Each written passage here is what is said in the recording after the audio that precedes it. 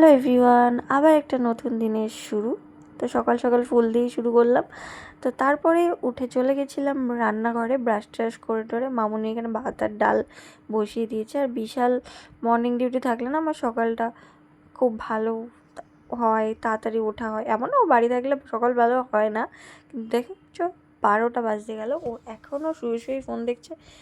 ঘুরে ঘুরে ব্রাশ করতে করতে ফোন দেখো না, ও শুয়ে শুয়ে ফোন দেখতে হবে।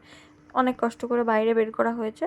তারপরে আমি বিছানা টিছানা ঝেড়ে টেড়ে নিয়ে ওর জন্যও খাবার করে নিলাম, আমার জন্য নিয়েছিলাম। বাপে একটা মিষ্টি নিয়ে এসেছিলো, সেটাও রেখেছিলো। আর আমার জন্য লঙ্কার আচারও নিয়ে এসেছিলো, সেটা দেখাতে ভুলে গেছি। আর মামুনি এখানে পোস্তটা বেটে রেখেছিলো, জাস্ট আমাকে পোস্তটা রান্না করতে বললো।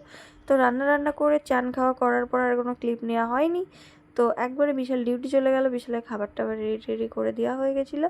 তো তারপরে আমার যে দুপুরে ঘুমটা মাস্ট, ওটা আমার দিতেই হবে।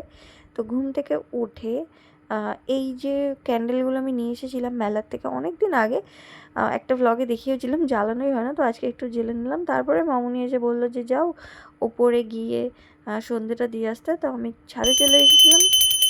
তারপরেই সন্ধে টন্ধে দিয়ে নিচে এসে এই পাঁপড়গুলো নিয়ে বসেছিলাম। এর মধ্যে আমার রান্নাও হয়ে গেছে, চানা মশলাটা আমার রেডি হয়ে গেছে আজকে, আর আটাটাও মাখা হয়ে গেছে।